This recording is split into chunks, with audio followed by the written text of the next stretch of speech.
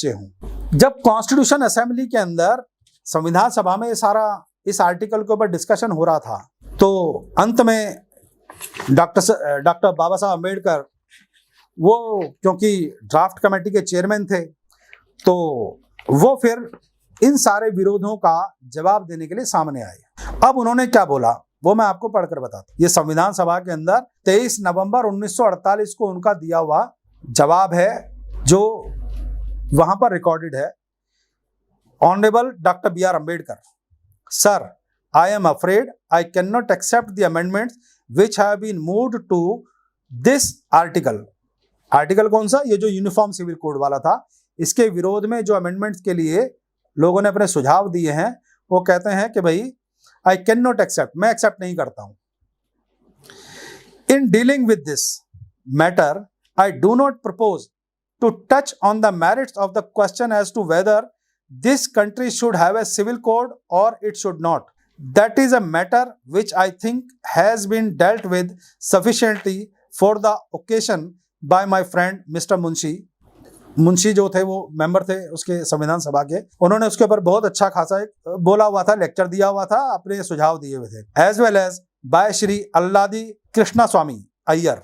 When the amendments to certain fundamental rights are moved, it would be possible for me to make a full statement on this subject and I therefore do not propose to deal with it here.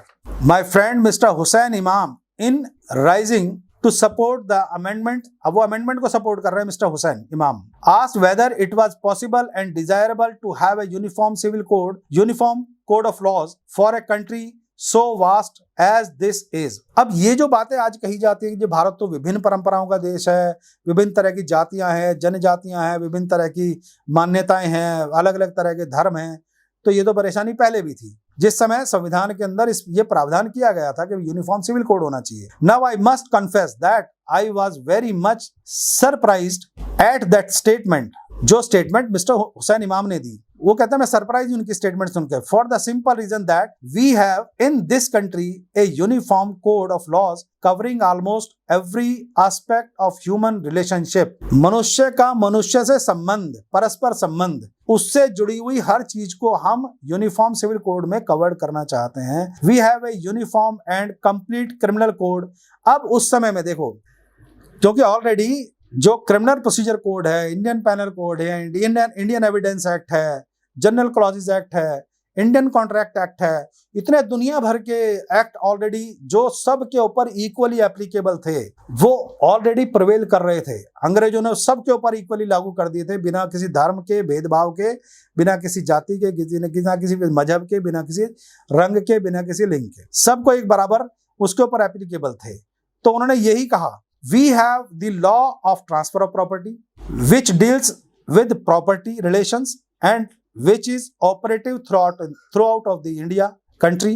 Then there are the negotiable instrument act, and I can cite innumerable enactments, number of enactments हैं which would prove that this country has practically a civil code uniform in its content and applicable to the whole of the country, कि वो पूरी country के अंदर applicable है, क्योंकि ये transfer of property act है। अब देखो मैं एक चीज और बात आपको बताता हूँ बहुत बढ़िया। हर पंथ का, हर धर्म का, हर रंग का, हर जाति का व्यक्ति जब जमीन खरीदेगा, चाहे वो आदिवासी हो या सामान्य जीवन जी रहा हो, किसी भी जाति का हो, किसी भी धर्म का हो, जब वो प्रॉपर्टी खरीदेगा तो ट्रांसफर ऑफ प्रॉपर्टी एक्ट में ही खरीदेगा। चाहे वो सेल डीड के द्वारा खरीदे, कन्वेंस डीड के द्वारा उसके पास आए, लीज डीड के द्वारा उसके पास आए, पावर ऑफ अटॉर्नी के द्वारा उसके पास आए, तो वो ट्रांसफर ऑफ प्रॉपर्टी एक्ट में ही खरीदेगा। और जब उसको सेल करेगा तो भी उसी में ही सेल करेगा। लेकिन कुछ विशेष लोगों ने ये कहना चालू कर दिया कि अगर मैं विल करूंगा ना, तो मैं अपने जो मेरी पर्सनल लॉज हैं उसके हिसाब से करूंगा। क्यों भाई? तुम खरीदोगे तो वहां पर, सेल भी वहीं पर करोगे, लेकिन जब विल करोगे, जब बंटवारा करोगे, जब गिफ्ट करोगे, तो तुम अपने व्यक्तिगत हितों के हिसाब से करोगे, क्योंकि उसमें आपका व्यक्तिगत हित छिपा हुआ है। तो ये सारा का सारा जो गेम है, ये व्यक्तिगत हितों का गेम है। जहां व्यक्ति को उसकी सहूलियतें नजर आती हैं, उसके हिसाब से उसको सुविधा का लाभ उठा लेता है। कॉन्ट्रैक्ट करेगा, सेल परचेज करेगा, कोई भी सामान खरीदने मार्केट में जाता है सेल ऑफ गुड्स एक्ट के अंडर, तो वो जनरल लॉज में करेगा। कॉमन लॉज में करेगा, यूनिवर्सल लॉज में करेगा, यूनिफॉर्म लॉज में करेगा। चेक काट कर देगा पेमेंट देने के लिए, लेने के लिए, तो वो यूनिफॉर्म लॉज में करेगा। लेकिन जब उसको उसी पैसे को जिससे वो चेक से लेकर आया है, उसको अपने पत्नी को, अपने बच्चों को गिफ्ट करना है, भाइयों को गिफ्ट करना है, माँ बाप को गिफ्ट करना है, तो कहेगा नहीं, इसके ऊपर मेरा पर्सनल लॉ लागू होगा। लेकर तो मैं कॉमन लॉ से लेकर आऊंगा, यूनिफॉर्म लॉ से लेकर आऊंगा, लेकिन गिफ्ट करूंगा मैं अपने हिसाब से ही। उसके ऊपर मेरे ऊपर कॉमन लॉ एप्लीकेबल नहीं करूंगा, मैं यूनिफॉर्म लॉ एप्लीकेबल नहीं करूंगा। तो इस तरह का ये अंतर विरोध है। इस अंतर विरोध को खत्म करने के लिए ही इस तरह के कानूनों की आवश्यकता है। आगे क्या कहते हैं doctor Ambedkar, the only province that civil law has not been able to invade so far is marriage and succession. It is this little corner which we have not been able to invade so far. It is the intention of those who desire to have Article 35 as part of the Constitution to bring about that change.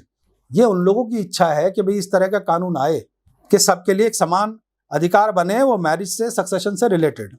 Therefore, the argument whether we should attempt such a thing seems to me somewhat misplaced, for the simple reason that we have, as a matter of fact, covered the whole lot of the field which is covered by a uniform civil code in this country.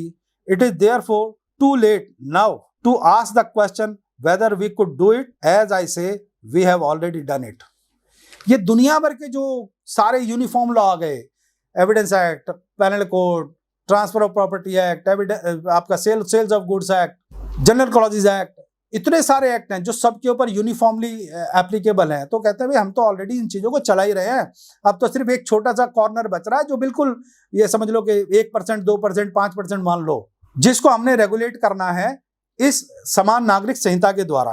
अब इसमें एक और बड़ी मजेदार वाली बात बताते हैं वो, जिस पर लोगों का ध्यान बहुत रेयरली गया होगा। कमिंग टू द अमेंडमेंट, जो मैंने बात शुरू में कही थी कि भाई हिंदुस्तान के अंदर तो अंग्रेजों के ये जो उन लोगों ने शरीयत लॉ को या पर्सनल लॉ को एप्लीकेबल किया था, उससे पहले तो वो हिंदू लॉ से गवर्न कर रहे थे सारे के सारे। अब इस बात को डॉक्टर अंबेडकर साहब ने अपने कॉन्स्टिट्यूशनल डिबेट में बोला, coming to the amendment there are only two observation which I would like to make.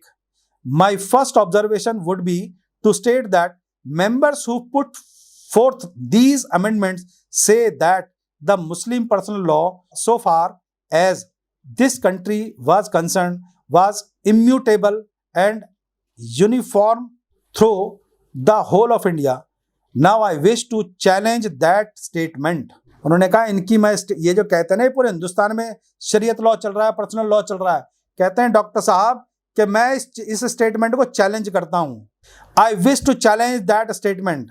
I think most of my friends who have spoken on this amendment have quite forgotten that up to 1935 the northwest frontier provinces, Hindustan में कई provinces बनाई थी अंग्रेजों ने, northwest frontier provinces was not subject to the शरीयत law.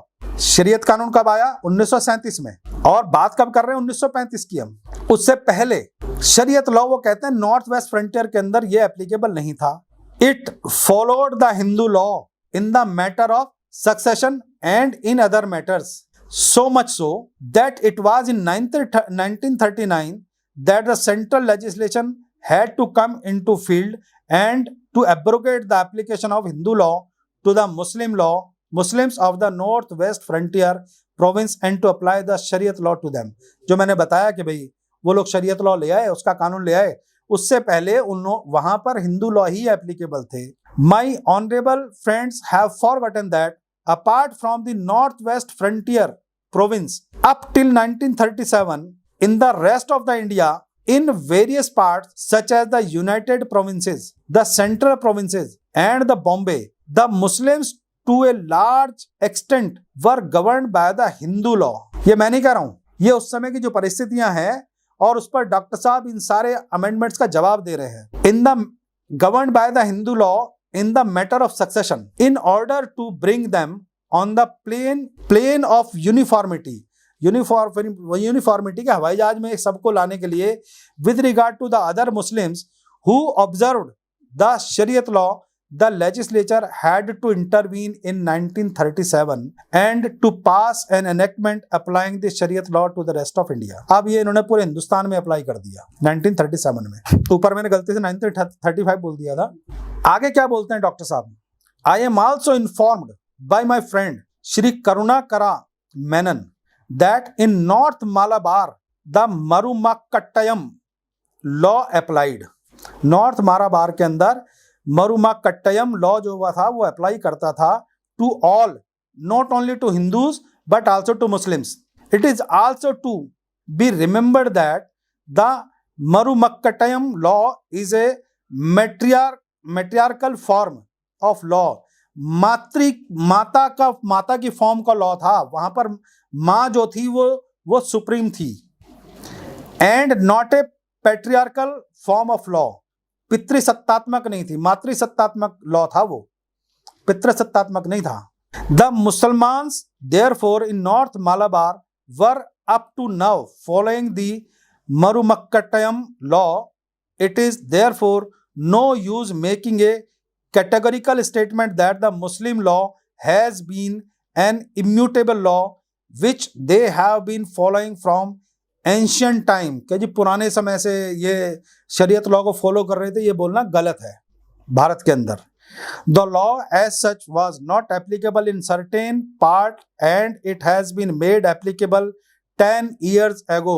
जब 1948 के अंदर ये संविधान सभा में बोल रहे हैं तो उन्होंने कहा कि 1937 के अंदर जब शरीयत लॉ आया तो उससे पहले तक तो सब हिंदू लॉ से ही गवर्न कर रहे थे, 10 साल पहले तक तो। ये तो शरीयत लॉ आने के बाद ये सारी बातें आई हैं। Therefore, if it was found necessary that for the purpose of evolving a single unique civil code applicable to all citizens irrespective of their religion, certain portions of Hindus law, not because they were contained in Hindu law but because they were found to be the most suitable, were incorporated to the new civil code projected by Article 35. I am quite certain that it would not be open to any Muslim to say that the framers of the civil code had done great violence to the sentiments of the Muslim community। ये संविधान सभा के अंदर doctor B.R. Ambedkar साहब ने जो amendment लाए गए थे उनके खिलाफ उनको जवाब दिया था कि जो आप बातें कर रहे हो ये सारी की सारी निराधार बातें हैं कि हिंदुस्तान में शरीयत लॉ जो है वो तो बहुत लंबे टाइम से, मतलब जब से हिंदुस्तान में मुस्लिम राज आए तब से ही चल रहा था। तो उन्होंने जवाब दे दिया कि किस प्रकार से अलग अलग फ्रंटियर्स के अंदर जो हिंदू लॉ था वो मुस्लिम उसे फॉलो कर रहे थे। और ये तो अंग्रेजों की एक साजिश मान सकते हैं हम कि उन्होंने 1937 के अंदर शरीयत लॉ को उठाकर एप्लीकेबल कर दिया, वरना इस तरह की परेशानियां नहीं आती। और उस समय में जो भी राजनीतिक पार्टियां रही होंगी उनका ये सोचा समझा कुछ ना कुछ होगा। तो मेरा यही कहना है कि ये जो यूनिफॉर्म सिविल कोड है ये इस तरह का नहीं है कि इससे किसी के जो धार्मिक अधिकार हैं वो कहीं हनन होने वाले हैं, उनको कहीं खत्म कर दिया जाएगा। उस बात को समझने के लिए इस देश के नागरिकों को समझना चाहिए कि भारत के अलावा जो दूसरी देश हैं उन देशों में कॉमन सिविल कोड है, तो वहाँ जो बाकी धर्मों के लोग रहते हैं वो चाहे पारसी रहते हों, चाहे वो यहूदी रहते हों, मुस्लिम रहते हों, तो वो सब लोग किस तरह का जीवन जी रहे हैं, उनके अधिकारों का क्या वहाँ पर हनन हो रहा है। तो ये वहाँ जाकर आप खुद भी आज तो नेट के ऊपर सब अवेलेबल है, गूगल करें, पढ़ें, समझें और फिर निर्णय लें कि ये समाज के अंदर फैली हुई कुरीतियों को, चाहे वो हिंदू धर्म में हो, मुस्लिम धर्म में हो, ईसाई धर्म में हो या किसी भी पंथ के अंदर हो, तो उनमें जो कुरीतियां हैं, जो एबनॉर्मलिटी हैं, जो एनोमलीज हैं, उनको खत्म करने के लिए और जो वहाँ के लोग हैं या इस देश में रहने वाले जो लोग हैं, महिला, पुरुष और बच्चे, उनको उनके अधिकार मिले, उनका जीवन सम्मानपूर्ण जीवन रहे, उनके जीवन में ये जो निकालकर बाहर फेंक दिया जाता है वो खत्म हो, तभी जाकर ये जो डोमेस्टिक वायलेंस एक्ट जैसे आए। अब मैं फिर वही बात कहूँगा कि जो लोग विरोध कर रहे हैं, ऊपर वाला ना करे उनके घर में कोई परेशानी आए बच्चियों को, महिलाओं को, लेकिन अगर आती है तो फिर वो शरीयत लॉ में नहीं जाते, फिर वो तुरंत आते हैं सिविल कोर्ट के अंदर क्रिमिनल कोर्ट के अंदर और डोमेस्टिक वायलेंस एक्ट के अंदर कंप्लेंट फाइल करते हैं, 125 के अंदर मेंटेनेंस का दावा डालते हैं, 498 के अंदर कंप्लेंट करते हैं 498A के अंदर, और खुदा ना खास्ता ऐसी कोई और अनहोनी घर में हो जाए कि शादीशुदा लड़की 7 साल के अंदर दहेज के कारण उसकी हत्या कर दी जाए, तो फिर वो 304B की एड उसको मिलती है, तो फिर वो वहां उस कानून का लाभ उठाते हैं। तब वहां पर शरीयत की बात नहीं आती, तब वो तुरंत 1 सेकंड के अंदर शरीयत को छोड़ते हैं और तुरंत वहां पर आ जाते हैं। तो मेरा यही कहना है कि अगर हम प्रॉपर्टी खरीदते हैं तो हम ट्रांसफर ऑफ प्रॉपर्टी एक्ट में खरीदते हैं, तो फिर हमें उसका निपटारा भी ट्रांसफर ऑफ प्रॉपर्टी एक्ट के हिसाब से ही करना चाहिए। जितने परिवार में लोग उत्तराधिकारी हैं उनको उत्तराधिकार में उस तरह के समान अधिकार सबको होने चाहिए। महिलाओं को जो सम्मान इस देश के अंदर मिलता रहा है सदियों से, हजारों वर्षों से, वो सम्मान उन महिलाओं को मिलना चाहिए, और विश्व के अंदर सब लोग महिलाओं को सम्मान देते ही हैं, और वो सम्मानजनक राइट्स, उनके बाद अधिकार, वो उनको हमें देने ही चाहिए। इसलिए यूनिफॉर्म सिविल कोड होना चाहिए। ये किसी समाज के विरोध में नहीं है, किसी धर्म के, किसी जाति के विरोध में नहीं है। और इस देश के अंदर जैसे कि भाई अभी तक कोई भी ऐसा, चाहे वो 1937 वाला एक्ट रहा हो, 1939 वाला एक्ट रहा हो, भारतीय संविधान बना हो, या उसके बाद के कानून बने हो, जो आदिवासी समाज है उसने तो कभी विरोध नहीं किया इन कानूनों का, और जो दूसरे समाज है उन्होंने कभी विरोध नहीं किया, क्योंकि उनको पता है कि ये रिफॉर्मेटिव है, इससे हमारा ही भला होने वाला है, हमारा ही जीवन और अच्छा होने वाला, सुखमय होने वाला, शांतिपूर्ण होने वाला है, सम्मानजनक होने वाला है। तो मेरा तो सभी से ये निवेदन है कि कानून को कानून के तरीके से समझें, कानून को कानून के तरीके से ले, बिना इस बात के कि कौन इस कानून को ला रहा है, कौन सी सरकार ला रही है या कौन सी सरकार नहीं ला रही है, ये हमारी बेहतरी के लिए है। अच्छा, अंत में एक प्रश्न